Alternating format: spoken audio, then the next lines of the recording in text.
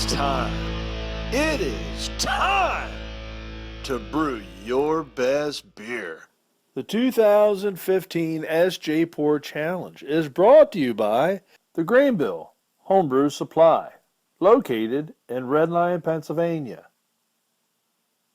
Brewers Exchange, operating in the U.S. and Canada.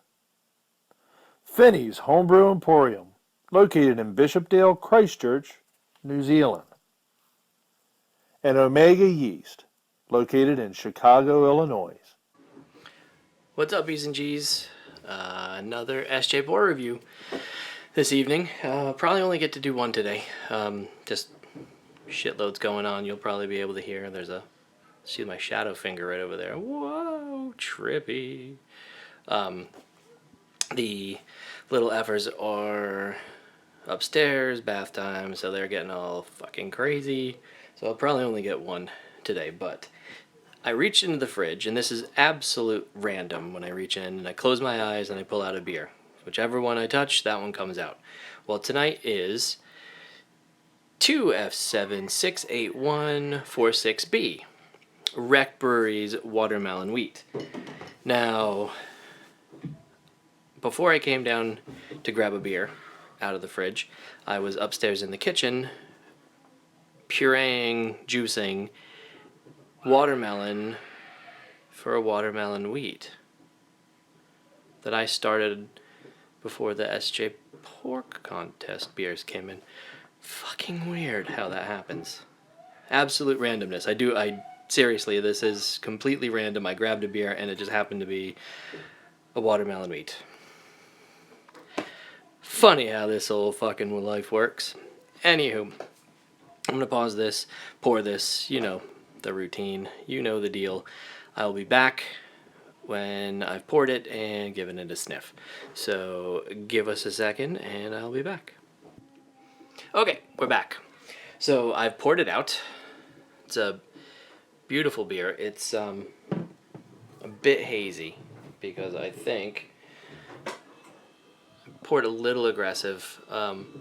Although it's a wheat, so it's going to be a little bit hazy anyway. Massively great carb. The head is nice and white. I've been kind of sitting on this for a minute, see how it sticks around a bit, but it's a really nice white head.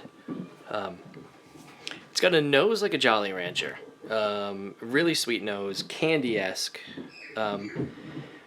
There's watermelon and what I'm pulling out, which smells a little bit like strawberry. So I'm kind of getting a mix of a Jolly Rancher and then a Snapple, that kind of Snapple strawberry watermelon business that came out a while ago. I remember that from when I was a younger fat fucker. But it's kind of got that smell to it. Definitely watermelon. All up in this business, all up on this nose. So it's a gorgeous nose, really fruity. I'm going to give it a sip here and we will be back. Give me 1 second.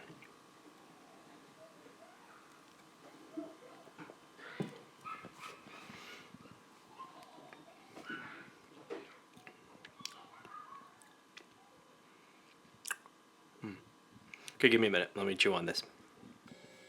Okay, sorry. Had to get the little effers out of the bathtub. So when I went up to do that, I brought the watermelon wheat up with me. Boop.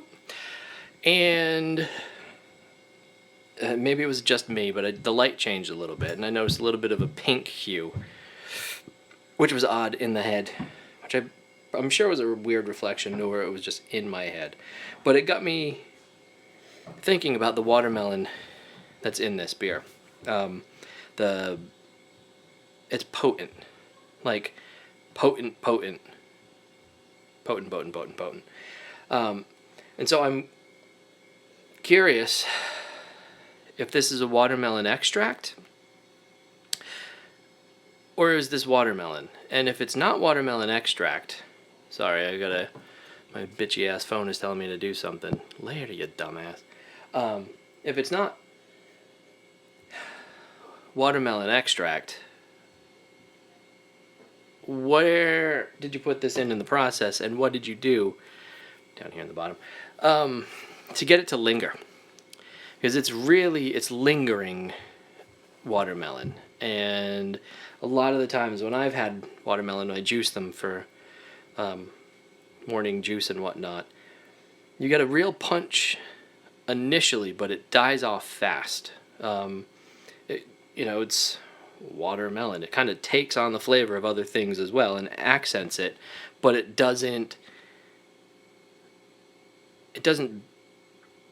scream like, "What up, y'all? I'm a fucking watermelon and I'm up in your shit." Like, fuck off. So I'm just curious as to what you did to get it to be so dominant. And it's not dominant in a bad way, it's dominant in a good way, but what did you do to push it, that far?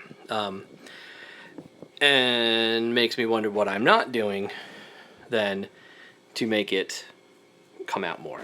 I'm doing mine secondary after a slight boil, and a slight boil without pulp. It's juiced through a centrifugal spinner with a mesh. So it's basically just extracting all the water soluble material and getting rid of anything that's not. But when I boil it, it melons out on me. It takes the essence almost of a squash or a pumpkin. I mean, it kind of goes back to its viney roots, as it were. So I'm just curious as to what you did to this. It's a good beer. It's a great beer, actually. It's a really great summer wheat beer. I can see drinking, crushing a few of these damn things in the summer. It at first poured and tasted like it was a little bit boozier than I think it is. I'm wondering if it's probably around the 5.5 to 6% range. At first blush, it kind of had a little bit of heat, which I think is kind of dying off now. But yeah, that watermelon and strawberry, there's a slight honey in there too. I'm pulling a little bit of honey out of that too, it feels like, which I'm sure isn't in there. I don't think it says it on the bottle. 6%. Oh, look at that. It said it on the bottle. Huh. That was pretty close. Yeah, so I don't know, but I pulled out a little bit, tasted like a little bit of honey. I don't know if you put some Gambrinus. I don't know why you would, but if you put a little bit of Gambrinus in this. It's got a really creamy mouthfeel. It sticks around. The honey sticks around in your mouth. It's coats you at first sip. It was coating your mouth in a good way. Sorry, I'm hands cramping and I'm a little bit shit at these damn reviews. But yeah, it's a great beer. This is a really good watermelon wheat, and if mine, that's ready to go over there, which I should be transferring today. God damn, I'm a lazy bastard. If mine turns out like this, I'd be psyched. So I'd be well psyched. So 2F7-681-46B, Wrecked Brewery. Good frickin' job, man. Good job. This is a really, really good watermelon wheat, really good wheat beer. So cheers, good on you, and good luck for the rest of this go-round from everybody else. I'm sure you're going to get some of the same comments and glowing reviews. So cheers, man. Y'all have a good evening, and I'll check y'all later. Bye. The fuck you talking about?